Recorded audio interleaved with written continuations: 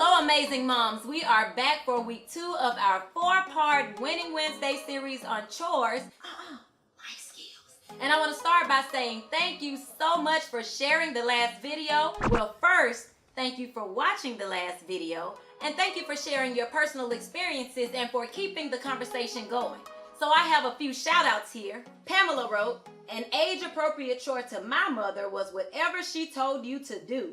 I learned how to cook, clean, do laundry, and work in the garden.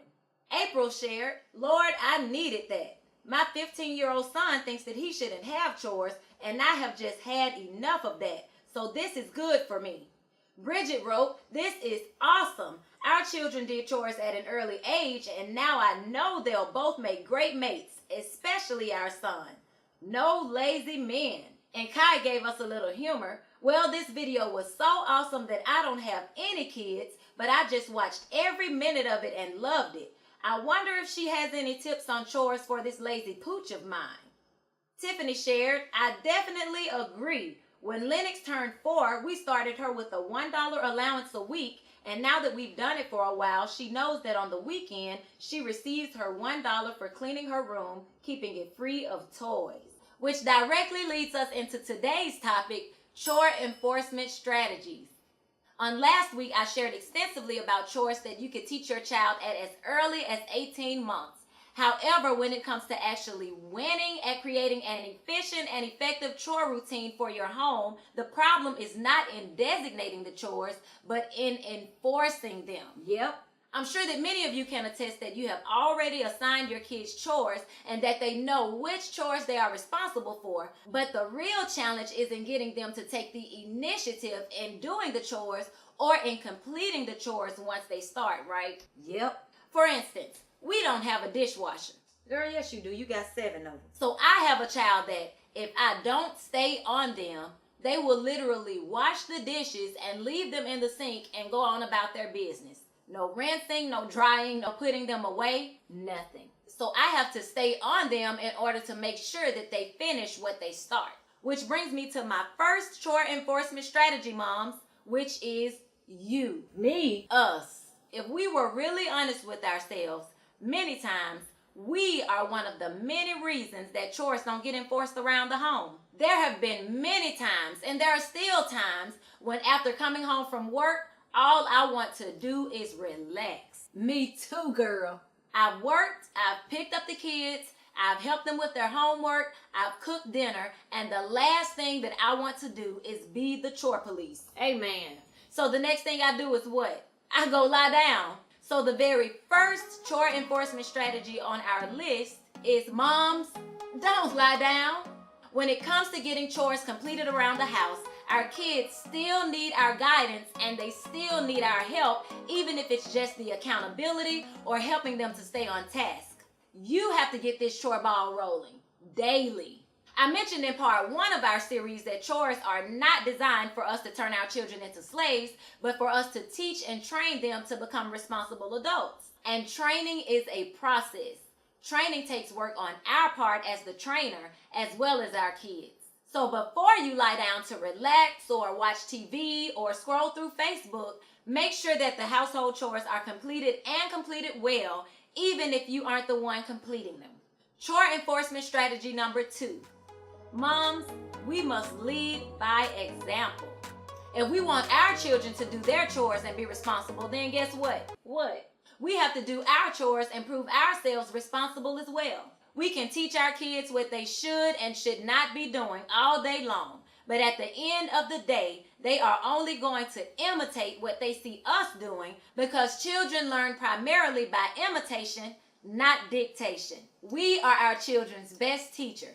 If we're not cleaning up, then they're not going to clean up. If our bedroom isn't clean, then their bedroom isn't going to be clean. Although there are exceptions to this rule. Don't let your child be cleaner than you. Chore enforcement strategy number 3. Do chores together. This ties in well with strategy number 1. And doing chores together is also one way that you can get in one-on-one quality time with your child that I can almost promise you you'll both value and appreciate.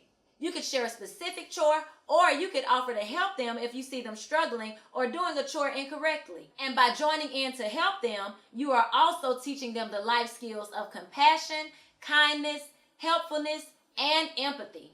Chore enforcement strategy number 4. Make chores fun. Turn on some music, dance, sing while you work. My teenager loves to wear her Bluetooth headphones while she does her chores. My 6-year-old loves to skate around the house, so I let her skate around the house when she does her chores. One day I saw her washing the dishes in the skates, and before I got onto her, I realized, hey, these skates are actually making her taller so that she can reach the sink easier. Allow your children to be creative in how they complete their chores. If they're setting the table, allow them to choose which dishes they'd like to use or how they'd like the table set up. Let them look through the freezer or the pantry and come up with a dinner menu every once in a while. I like that. Chore enforcement strategy number 5. Play first. Children need to play, and playtime is one of the most important parts of a child's development. For my kids, I never transition them directly from school to home and then directly into chores. I don't even transition them from school to home directly to homework. As soon as my kids get home from school, they have to go outside and play first. They are still kids, and kids are full of energy and creativity, and just like all of us, they have an innate desire to be free. Think about that. They've been sitting in a classroom setting where they've been asked to sit still and be quiet and focus all day. So they need this playtime in order to release that energy and have some fun. And once they've done that, tasks like chores and homework don't seem so much like a weight or a burden because they've already released so much through their playtime. And when she refers to playtime, she's not talking about looking at any screen of any kind. Which brings me to chore enforcement strategy number 6. No chores, no tech. We've heard all of the research proving the addictive effects of technology on kids as equivalent to the addictive effects of drugs on a drug addict. But yet and still, we allow them to play on these devices. Why? Because the kids love it, and as their moms, we want them to be happy, right? Yeah. So the way I try to balance this at home is that, first of all, our children are only allowed 1 hour per day on electronic devices. And secondly, if their chores are not completed, they don't even get that 1 hour. Chore enforcement strategy number 7. Don't assign chores when your children are sleepy or hungry. This one is pretty self-explanatory. Enforcement strategy number 8. Don't assign chores all at once. Start off with 1 or 2 responsibilities, and once these are well integrated into the child's routine, then you can move on to adding a new skill. Chore enforcement strategy number 9. Be specific in what you're asking your child to do. If I tell my sons, clean your room, then it gets half cleaned. But if I say, pick up your Legos, put your shoes in the closet, make up your bed, put your clothes in the hamper, then I am also teaching them the steps that lead to having a clean room, and they're more likely to complete them all. Chore enforcement strategy number 10. Throw on the affirmations. I know this may not come naturally for some of you, but it can make a huge impact. Children of all ages need praise and positive reinforcement. And when it comes to them doing a task that they know impacts those around them, being told that they're doing an amazing job lets them know that they're appreciated, and it keeps them motivated to contributing to the household. Chore enforcement strategy number 11. Allowance and reward. This is a very controversial topic for parents, so I'm just going to say this. There are pros and cons to paying your child for doing chores. The positive perspective says that if we are in fact teaching our kids life skills, then just as adults must complete a job satisfactorily in order to get paid, some parents use this same strategy when it comes to chores to teach their children about work ethic and professional work culture. The alternate perspective of this idea is that rewarding your child with money has the potential to divert your child's motivations for doing chores from one of learning to become a responsible adult and contributing to the household to just one of chasing the reward or chasing the prize. Whether or not your child should be paid for doing chores is an individual decision that you must make. However, bribes or paying a child to do a chore is never okay. And lastly, chore enforcement number 12, which has proven to be the most effective chore enforcement strategy in my home thus far, is scheduling chores as a part of the daily routine. Now, I don't know if this has been the most effective chore strategy for my kids because of their age range, which is 5 to 14. But after trying so many strategies and methods over the years, creating structure and consistency by way of scheduling has worked very well for quite a while now. At the designated time, my kids know that it's chore time, and it's chore time only because it's on the schedule. So there's no need to complain or talk about what you'd rather be doing because they already have an understanding that this is the allotted time for chores, and so whatever they'd rather be doing can wait until that time is over. So I've shared with you 12 chore enforcement strategies to help you keep your child motivated to complete their assigned chores. There are, of course, countless more, so here are a few honorable mentions. Let your child choose their chores.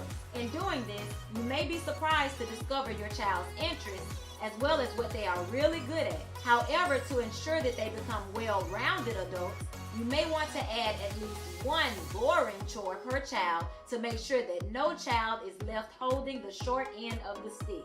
Next, for small children, using child-sized brooms, mops, and cleaning utensils can help keep them motivated, such as the toddlers using socks on their hands like I mentioned last week.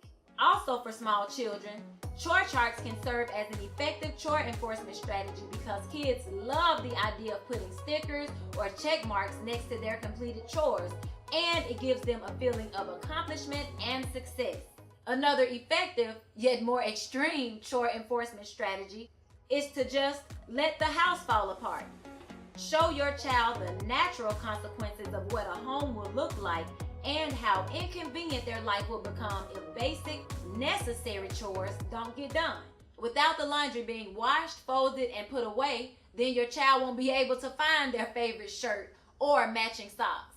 If the dishes are never washed, then the family won't be able to eat because there's nothing to eat on and there's nothing to cook with. It is important to tell your kids why their chores are important. Help them to understand how their decisions affect not only themselves, but everyone else in the house. And our final honorable mention is to stop calling these tasks chores. The definition of the word chore is an unpleasant but necessary task. Rename it Life Skills 101 or Home Improvement Time. Or after your child understands the importance of these skills, you can allow them to come up with a name for it. Thanks so much for watching today's video.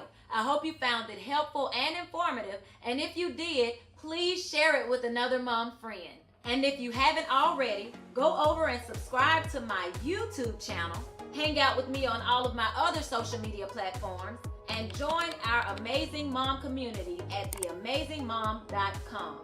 See you Friday.